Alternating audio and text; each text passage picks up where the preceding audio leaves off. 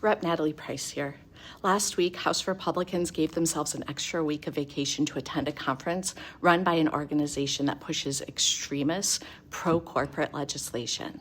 They then came back and immediately forced through nearly $645 million in cuts to funding that we already passed last year. This review has resulted in our what we will be a list of disapproving work projects. We can either vote them take no action and they move through as work projects as recommended by the State Budget Office, or we have the authority as one chamber, one appropriations committee to disapprove the work project.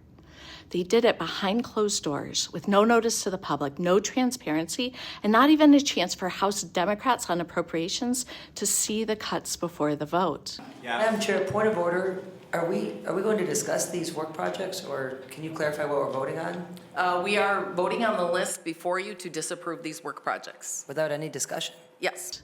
The Senate had no say. The governor had no say. This was a one-party maneuver that shut out the voices of millions of Michiganders. This kind of anti-democratic behavior erodes trust in government. It makes it harder to attract businesses and investment in Michigan. If Republicans can rip up bipartisan commitments on a whim, how can anyone trust Michigan keeps its word?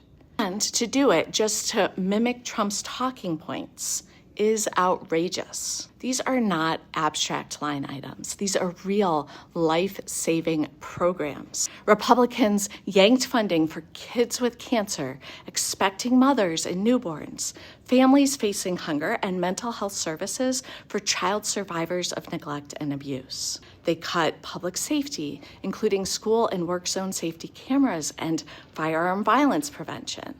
They cut healthcare, food assistance, nurse training, opioid recovery, and programs that support veterans and communities across our state.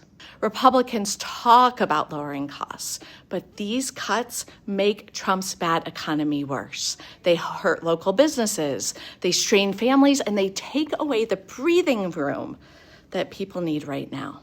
Republicans promised transparency, but delivered secrecy. They promised responsible budgeting, but they delivered chaos and broken commitments. Michigan Republicans seem intent on burning everything down to get revenge against their political opponents. And Michigan families are the ones that are paying the price. But I want you to know that we are fighting back. Democrats are working to restore these funds, protect these programs, and make sure that government serves the people, not partisan extremists with an axe to grind.